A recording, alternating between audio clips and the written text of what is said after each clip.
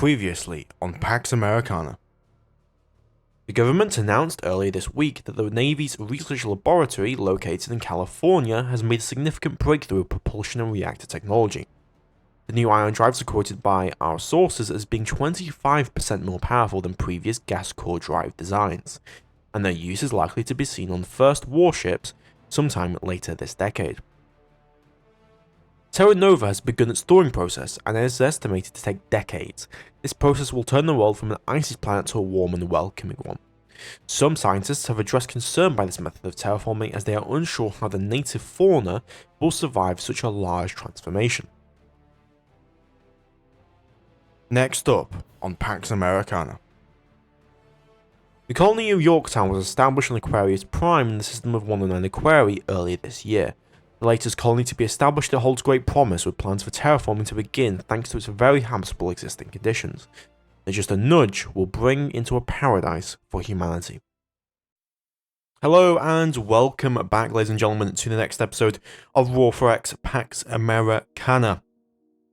It's been a little bit of time before the last episode, and in today's episode we're continuing where we last left off, with the main things on our mind being both the development of our industry, development of our colonies, and the establishment of proper mining capabilities to really supplement our current expenditures, which are going to be pretty high going forward, especially as we get towards that 60,000 ton carrier, which we're going to be dealing with. We're also terraforming Mars and Terra Nova, and we're going to be setting up additional colonies.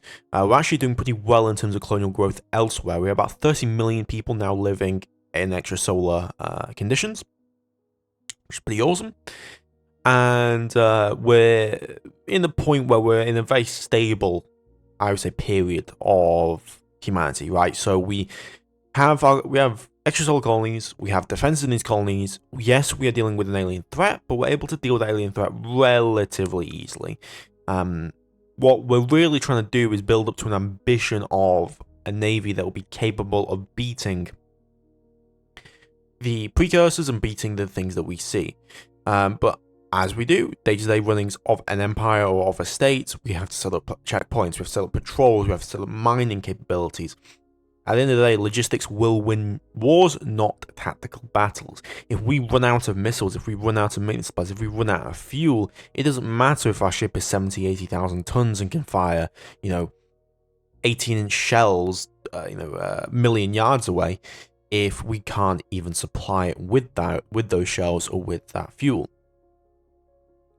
So that procurement of additional resources is really what drives everything forward. We can't really fulfill the ambition to expand further without those resources, and without those resources we can't build the ships to do that.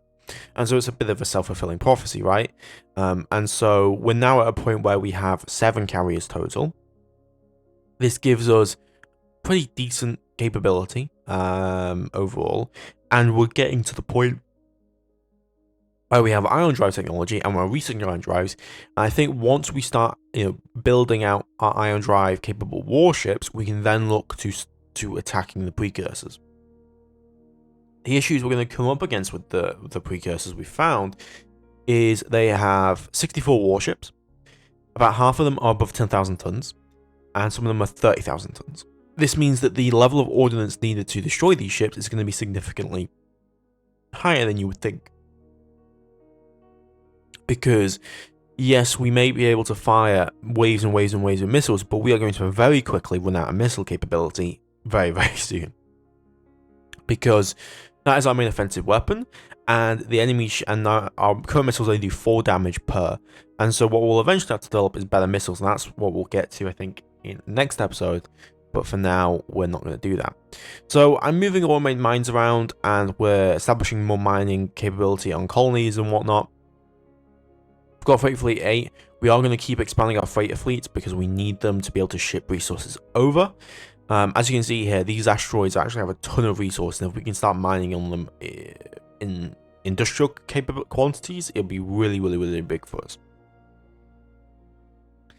Now, the good news is that we don't exactly have to fight the precursors. They all just sit in their system and we can expand elsewhere. There's plenty of systems to go and expand into.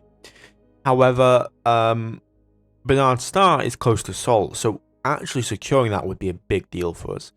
Another issue we're coming in against is fuel consumption, and that's why we're building more tankers. These tankers are able to transport more and more fuel. We may need to develop a new kind of tanker because we're using a lot of these short-range tankers to transport fuel from Saturn and from other places to the appropriate colonies. We need a lot of fuel. It's going to be an issue because if you think about it, right, we have 10 carriers. Each of those carriers may take 2 to 3 million litres of fuel. A carrier striker may take 6 million litres of fuel. That means that, you know, we're talking about 60 million litres of, not 60 million, but maybe 45 million litres of fuel used currently.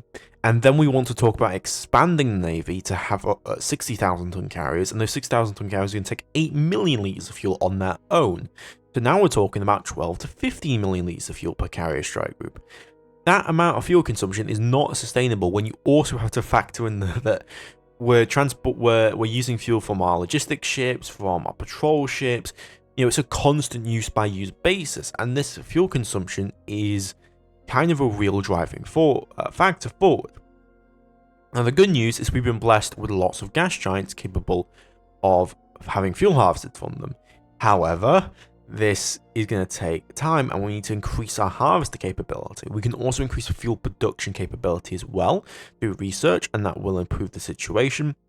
And in most of our colonies, we're actually pretty self-sufficient. All the fuel is getting transported properly from local gas giants. The problem is Earth, because Earth is maintaining such a large amount of ships in orbit. The amount of fuel it's using is pretty significant. So that's a big issue. The second issue is maintenance supplies. Extremely costly, and when we have such large ships, it takes a lot to maintain those ships, so it's something that's going to be a bit of an issue. You need iridium, gallacite, and uranium for maintenance supplies, which we do have in decent quantities that we can find, and we also still have stockpiles of, so it's not too much of an issue. So yeah. That maintenance supplies, fuel, minerals, all these things are really, really important for our aims, and that's kind of just the perpetual cycle of Aurora. So to fulfill this, we're continuing to build fuel harvesters, we're continuing to build terraformers to get access to higher population counts on our colonies, to be able to then build mines to mine the resources. And there's kind of a shift, and you'll see why, because we're developing right now orbital mining modules, and there's kind of a shift away from large quantity mining to high accessibility mining, because at the end of the day, it doesn't really matter to us if we have, you know, 1 billion resources on the world, because if they're so low accessibility that we can't efficiently mine them out of the ground enough, it's inconsequential. You have to think about it from the perspective of a mine, right? So let's say you've got a colony, and that colony has, you know, a corundium accessibility of 0.5, and there's 100,000 corundium. A normal mine costs 120 corundium. To, you know, make back that investment, let's say we mine 12 as a racial tech, we would need 2 years or 20 years to be able to make that one mine return on its investment, right? If it's accessibility 1, that's only 10 years, right? And if we have bonuses on that, that increases that quicker. And so you can see where the issue then becomes when we have automated mines and other mines is in the right return on investment.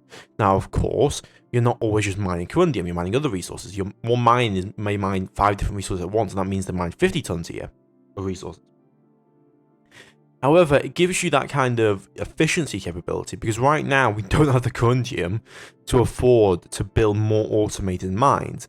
And so I'm looking for ways to make that more efficient. And the way you make that more efficient is orbital mining modules, which only have 120 cost per 120 corundium cost, and a bit more for the other stuff, while a ore main mine is 240. So for asteroids with really high accessibility, tiny asteroids with really high accessibility, you can just make a bunch of colonies, send all your orbital mining modules to these colonies, and set mass drivers and just collect all the asteroid resources. And that can be really, really efficient and easy, and get that accessibility going pretty damn well. So we're continuing exploration. We are exploring new ships, well, not new ships, but we're exploring new systems and new areas. We're finding a lot of new jump points. And our exploration ships are actually back on the prowl, doing their job again. They've been in service now for nearly, what would that be, 18 years, 16 years, something like that. They've been in service for quite a bit of time, so we are going to be looking at financing a replacement for exploration class vessels. And I'm also, I'm considering here exactly how I'm going to be defending my soul fuel harvesters. So far, the alien ships that have been appearing, probing us, have not come into Seoul. However, the Admiralty and myself believe that there's a good chance that they may indeed do that. So we've got to really consider that that's going to be a problem. We also having our ships come out of training, finishing off their overhauls, and we're only actually maintaining about 420,000 tons of tonnage. We actually probably have about 500,000, 540,000 total naval tonnage across all systems, but only about 420,000 in orbit of Earth, which isn't actually that much when you consider it. The precursors probably have something like 400,000 tons of forces in that system. And those are kind of our main adversary, so to speak.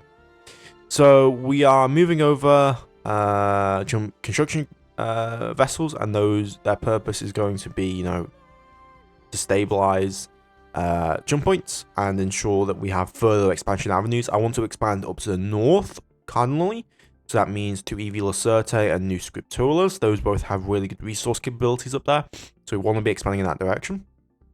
We also want to be expanding south towards 109 Aquarii because it has some very habitable worlds in that direction. So that's kind of where I'm thinking in terms of our avenues of expansion as we continue on in the game, right? So we're using our tugs to move things around, and something else that we're doing as well is I just finished up research of the GSV, which is the geosurvey equipment, and we're going to be making a formation using that, and that formation is going to be sent to 109 Aquarii 1.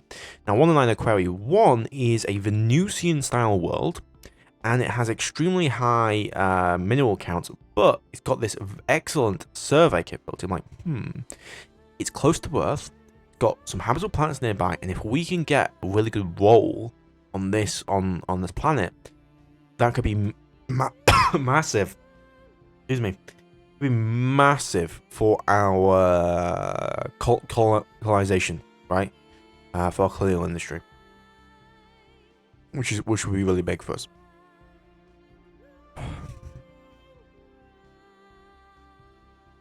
And we also are finishing up a lot of FAAs. These are going for the 7th carrier we have. The 7th, the Aachen class carrier.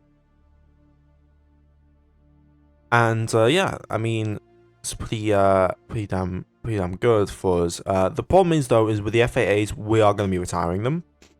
They're going to get retired probably soon, I would say. I mean, they're good. The problem is they're just a bit out of date for our needs. Because as what we found is that speed is less important on our fighters than we originally thought, and more firepower is going to be important. Because how do you take down a 30,000 ton ship with large missiles, very large missiles? And without those large missiles, you're really, you're out of luck, right? You're not going to be able to do much, because if we fire 100 strength 4 missiles at a ship, that might not even destroy it, right? If they all hit. Which is undoubtedly not going to happen, because they're going to probably have their own point defense capabilities. That's something that we're going to need to consider. And that's going to be a problem, right? But we are making actually really rapid progress. As you can see, we were at 24 mines just a few minutes ago. We're now at 37 mines on the enriched asteroid, and we're making a lot of progress in actually transporting these mines to the appropriate places to really start the mining process to continue, increase our capability in terms of resources. Because again, everything revolves around these transnewtonian elements. If we can't extract the transnewtonian elements properly, we're going to have some problems.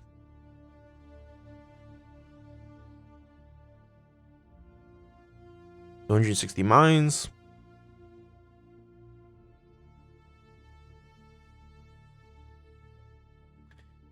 And yeah, we are in 1993 now, and we'll get to 233 F-8As have been built. That's a lot. I think most of those are going to be on the carriers, obviously. Then we also have 25 per fighter base. So we probably have, quite a few currently in active service or situated elsewhere. And we started being able to, restart production of the missiles needed for a lot of these fighters because of our thorium issue. And that's why we're trying to rapidly increase mining capability. Because what I made a mistake of is we kept refining fuel using our mineral thorium. So the thorium is split into two parts. The mineral and then the fuel. And the mineral is useful in a lot of other applications other than fuel. And so if we use up all of that, that can cause us some real problems. Some real problems. So yeah, as you can see here, I'm looking at okay, where are we gonna stabilize to, where are we gonna set up to, how are we gonna do this, and so we start moving over some of our jump stabilization stations over towards the north of the galaxy to begin that stabilization work.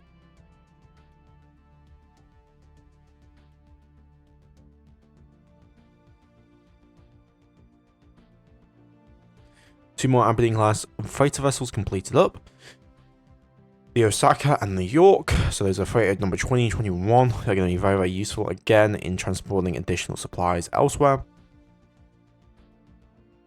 And we're going to be setting up ourselves correctly. So we are moving over additional terraforming installations, though I do realize it's going to be a bit of pain because terraforming installations are 250,000 in size. And that takes a long time to move in between distance-wise. I'm like, okay, fine, we'll just move something else and we'll have the civilians do that because the civilians work better in fractions than we do. They kind of, automatically understand it.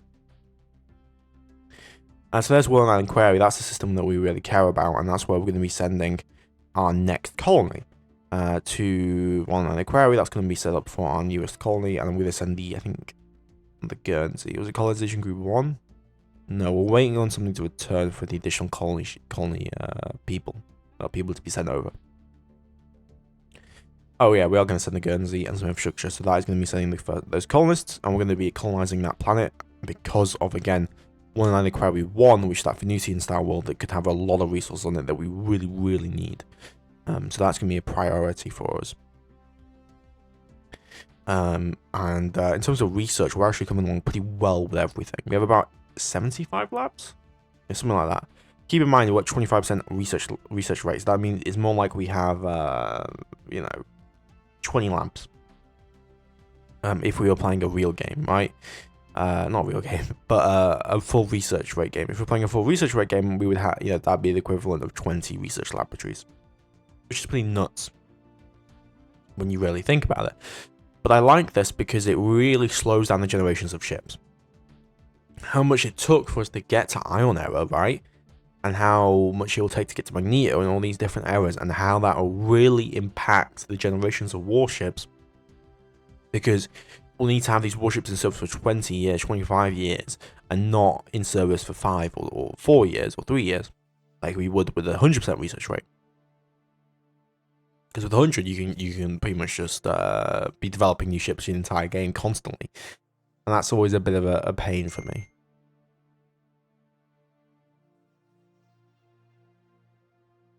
But yeah, so we have the Akin set up correctly. I believe we're getting that set up to train. Though I'm not sure on how that train's going to go. Again, we're going to be using a lot of fuel doing that, so I may stop doing it. We're also moving over some additional fuel harvesters again to set up on Saturn. To make sure that it's all okay.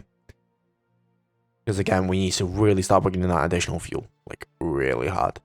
We'll also continue to construct newer and newer vessels. Someone did ask, I remember, someone did ask about coloring the event logs and stuff like that. I will probably do that. I just keep forgetting to do it. A lot of the time I just record these, I do the raw footage immediately, and I just kind of go through it, and then I, at a later date, do the voiceover, which is what you see now. And so obviously I do remember what happened. It's just that it doesn't mean, it means that some of your comments don't get implemented immediately. If I think they're a good idea, of course. We're also going to be looking at salvaging some of those ships. That's going to be an important thing, because if we can salvage some of the big ships, that's additional minerals and research that we can get for free. 12,000 tons of resource being mined from the Schwint group here on one of these. I think it's a comet, and that's pretty damn great for us. We are going to be moving over, of course, mass drivers to various places, and we are purging a lot of minerals right now. The problem is, a lot of these minerals are not the minerals we need. We need corundium, galisite, and thorium. Thorium's the biggest one we need. And there's not that many good deposits in the galaxy. You'd be really surprised. Most of them are like accessibility 0.1.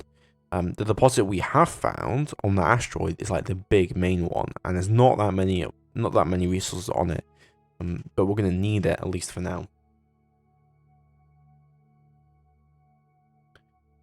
So yeah, we are going to also be sending over those scientific battalions. So those just got trained up, and those will be able to tell us after some time if there's any additional resources on the world.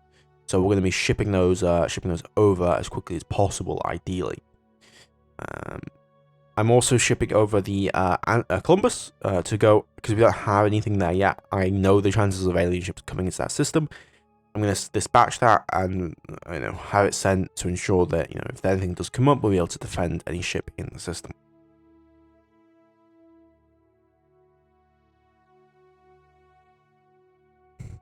Guernsey arriving, and they're going to create the first colony.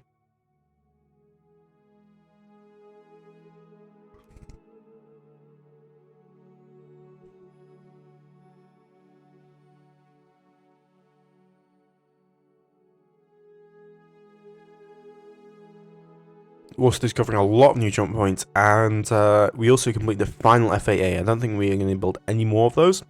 As you can see, our mineral situation is not great. Galisite, uranium, thorium, and all those others. We have a ton of neutronium though, so that's that's good. But other resources, not so much. So we need to harvest as many of those as possible. Now, it's not so bad. A lot of our resources at the moment are on freighters being moved around or in orbit of places, so it's not as bad as it seems. So it's not that bad of a situation. But our first colony is going to be arriving here at 109 Quarry 2, which is a relatively habitable world, and we're going to be renaming it to Yorktown, which I thought was a good name for an American colony on 109 Quarry. First 500,000 people on the planet, and as you can see here, it's got everything habitable except for the breathable atmosphere. We just need to increase oxygen by a very paltry amount, actually, and it'll be a completely habitable planet. And with that being habitable nearby, we can then, outfit that properly for proper colonization. Because it's gonna be more important to extract the resources in the system, send it to that colony, have them then use those resources or send them to Earth. A bit like what we have in 61 Cygni at the moment with New Eden. We're also sending over, I think, jump stabilization ships, because we're going to need more avenues, more resource collection rates. I had a look, I think, off screen at the resources that we have available to us and where they are. And generally, we need to expand in pretty much every direction if we are going to get all the resources that we want to. Of course, it's going to take some time to accomplish. But we have the tools to do it, so we should definitely be doing it. Here's one of our tugs. We're transporting additional terraformers to Yorktown because I realize, oh my god, it's very, very close to actually being a fully habitable world. We should prioritize that. That should be a priority on our hands, because if we can get the oxygen level from 0.036 to 0.1, that would then be a breathable atmosphere. If that's a breathable atmosphere, we're in a really good place. Another thing that's actually occurred is that Mars is actually pretty warm. I think it's got a max temp of 30 degrees, something like that, and a min temp of 0 or 10. So we're going to warm it up a little bit more, and then we're going to add in either additional liquid to make it not a desert, or additional oxygen. I want to turn Mars into a green world. I want to turn it into a temperate forest world. And you can kind of force this through terraforming in a certain way, because every world has a planetary terrain type. Earth's a temperate forest, Mars is currently a cold desert, Some of the other places are subtropical, this kind of stuff. And we want to turn this into a blue and green planet. And that means we're going to need a temperate forest, and we're going to need a decent hydrosphere. Right now, it's only got 10% liquid. We need to increase that to probably 20, 30, 40% liquid. Something like that. And then that'll be in a good place. We don't want to, go insane on the liquid production, but it's definitely something to consider, right? And again, when you've gone from 24 mines at the start of the episode to we're now 99 for nearly 100 mines on that rich mineral asteroid. And so that's really going to ramp up in the next couple of years. We usually do about 2 years per episode. So we'll be in the year 2000, probably in 3 more episodes. And so we really want to get our mining to a place where we're going to be able to afford the ships we're going to be able to afford by that point, right? The Akin also needing refueling because it's going through its training process. We're trying to get aboard the cruise. It's going to take a lot of time, of course, under Captain Leslie Coach over there.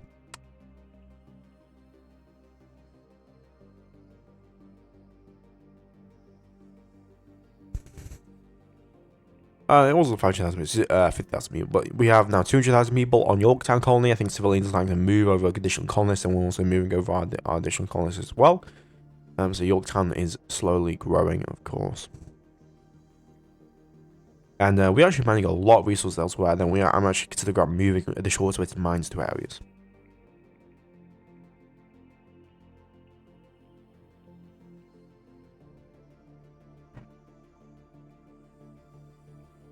Finish up stabilization in Gamma Carinae. So we can all jump back for Gamma Carinae. So that's towards the eastern part of the empire, or eastern part of the United Nations, and that is towards some of the other systems that are habitable and also have resources, of course.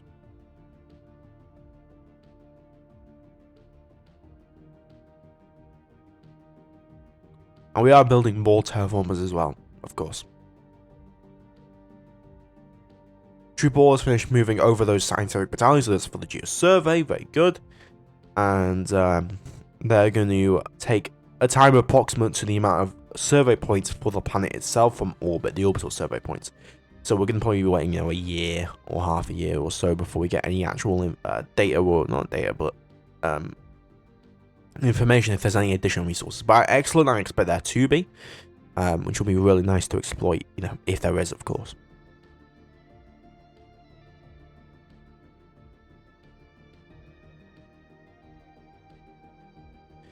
We're also finishing up a lot of the ion drives. So the first one, I think that's for the Corvette and the Destroyer. So we have our new Destroyer here, and then we also have the other Corvette.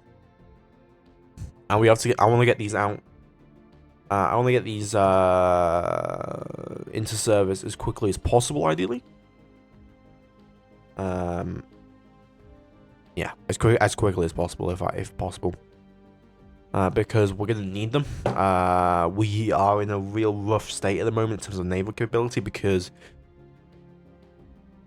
what our new destroyers are, our new ships are very different to what our current existing ships are. We're extremely defensive currently, and very unoffensive, and we need to switch our navy from a defensive capability to an offensive capability if we are to take the fight to the aliens in Bernard Star and in other areas, of course. And there's always this threat looming that we need to be thinking about, and that is the threat of there's 3 NPRs out there, right? There's 3 alien races that are building their capability, building their research, building their industrial capacity, and they are playing by the same rules as us, but they're out there and they will kill us, if we're not prepared.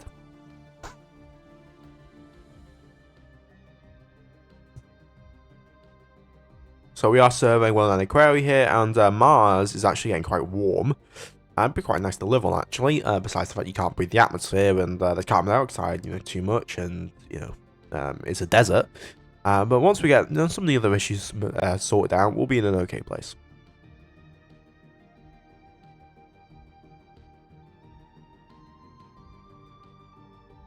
So we got 3.9 complete orders. I think that was transferring infrastructure. I forget, on mines. We are transferring mines all over the place, and we're mining a lot of resources. For example, here, Woodland Mineral Group has a lot of coronium accessible, and mining a lot of resources. We really want to encourage civilian mining where we can, because that's 10 auto mines we're not building for having to build ourselves. But if they want to go in and do that, it'd be big. So this is the transport ship we're talking about. So this transport ship is currently sitting in orbit of New Eden and collecting all the resources from the planet to transport to Earth. Problem is, there's not enough resources yet for it to fill up to be able to then transport to Earth. We also finish up 3 new frigates. Again, we're going up to 30 frigates, something like that, 36 frigates. There's a lot of frigates to build, and again, we don't have a new generation frigate. The current frigate, it serves its purpose, it's cheap enough, and so we're just using the existing one. I will also have the new Akin class finish up relatively soon. If this is Kaposi, we actually detect surface to orbit weapons on the planet. And I probably think this is Rackers. But it's Bernard Star aliens, which really confuses me because we don't see anything in orbit. I actually checked. There's nothing in orbit here. We're close enough where our active sensor or EM sensors would detect if there was something in orbit, and we would be shot at likely. There's nothing in orbit. There's just surface to orbit weapons and ground forces in the system. And these are precursors. They're not Rackers. They're not, ground force primarily. This really confused me, actually.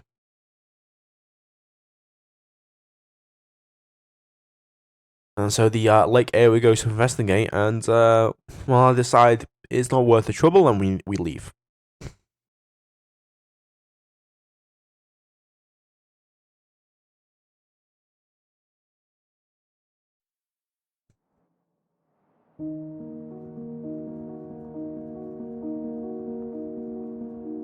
And that's where we're going to leave the episode off. Hope you guys have enjoyed. Sorry if I'm not particularly perky, I'm a bit sick at the moment, but I'll see you guys later. You guys have a good one, and goodbye.